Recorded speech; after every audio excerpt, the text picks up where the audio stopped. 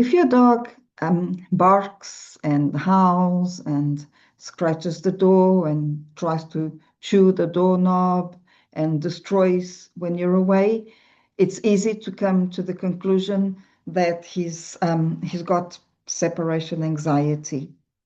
But those symptoms alone are not necessarily telltale signs of separation anxiety because there is something else called social isolation phobia, where the dog displays exactly the same behaviors when he's alone. So, today I prepared a little PowerPoint presentation so that I can expand a little bit more on each little topic. So, social isolation phobia is actually the panic of being alone. So, in other words, let's say there's nobody else in the house with you, and you leave the house, and he or she, okay, we love female dogs. In fact, our dog is a female. So I just mentioned he just for the sake of making things simple. So let's, as I was saying, you're by yourself in the house and you leave, and your dog starts barking and howling. And you may think, okay, the problem is separation anxiety, but you don't really know whether it's separation anxiety or whether he's just panicking because he's alone. Because social isolation phobia is the panic of being alone, which means that if he's alone, he panics, but if there's somebody else there, anyone will do actually, then the panic won't be as much. In fact, there will be no panic at all.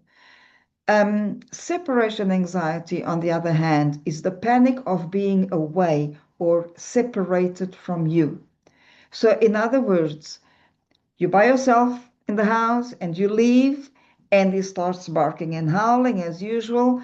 And you still don't know whether it's social isolation phobia or separation anxiety. But let's say there's other family members in the house and you leave and he still panics. Probably not as much because he also has a bond with the other family members, but he will still show some distress.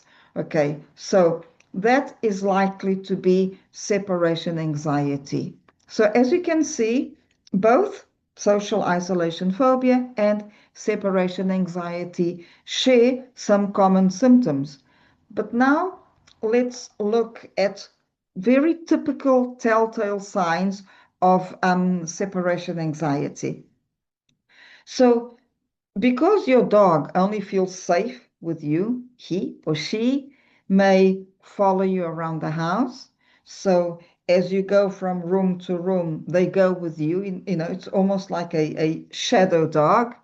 Or he might position himself or herself where they can see you. In other words, as you're moving around the house, they won't follow you, but they will go sit or lie somewhere where they can follow your every move so that you're never out of sight. Or while sleeping or chewing a toy, they may feel the need to lean against you. When you go to take a shower and close the bathroom door, they may whimper or scratch the door all the time that you're in there. They may refuse to be walked by someone else if you're home. So let's say you've got some friends over and you're busy fixing dinner, and it's time for your dog to go for a walk, and it's not convenient for you to take him at the moment.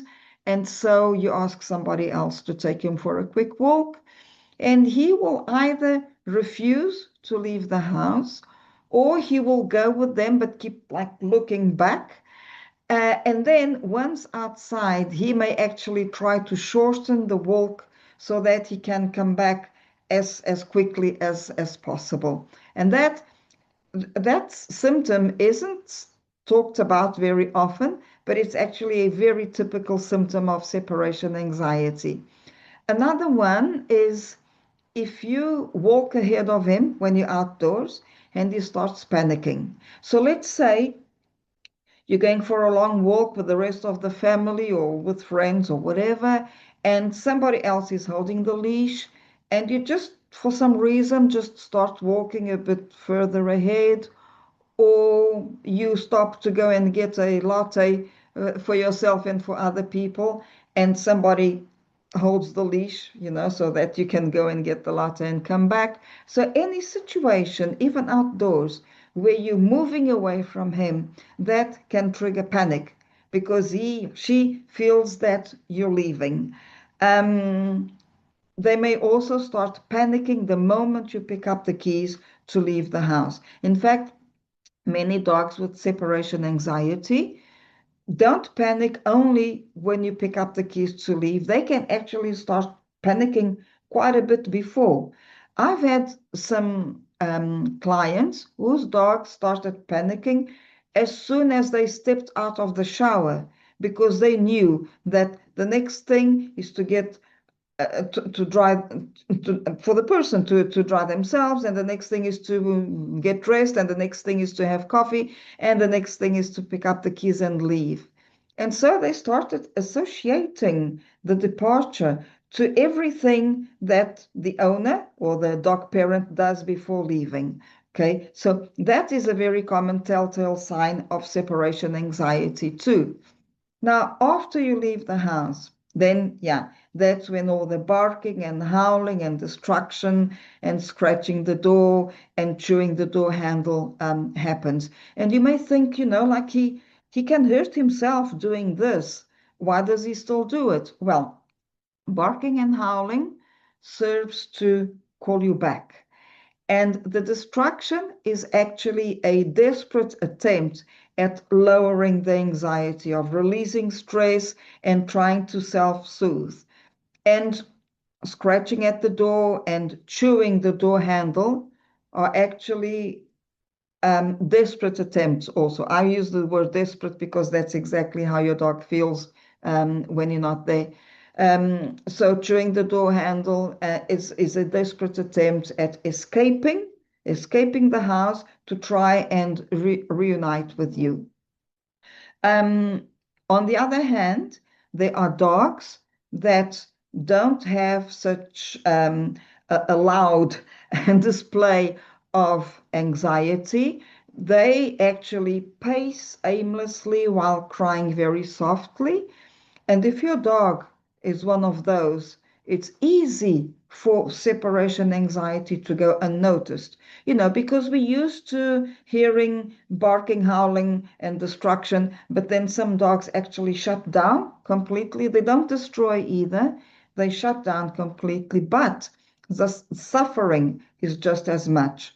Okay. He may also leave food and water and the toys that you left for him untouched. Now, when you come back home, your dog might greet you as if you've been gone for days, like a really exaggerated greeting. He may be very agitated and panting a lot as soon as you open the door.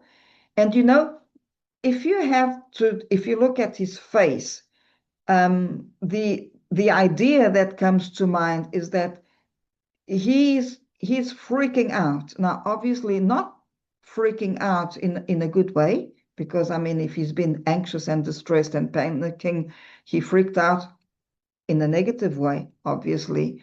But that's the kind of look he has, like he looks totally stressed out. He looks panicked and he's panting a lot. So that's a telltale sign that he was very anxious while you were gone. And then once you get back home, then that is the time that he will go and play with the toys that you left and go and eat the treats that you had left for him. Because while you were gone, he wasn't shut down. And now, as soon as you come back, it's like the relief that he feels because you're back. Like the panic is gone. And that's the time where he goes and interacts with everything. Okay, so, oops. Okay, I hope you enjoyed this little presentation. And if you did, just go down to the bottom to the description to get access to a free training video that will explain more about separation anxiety. Take care.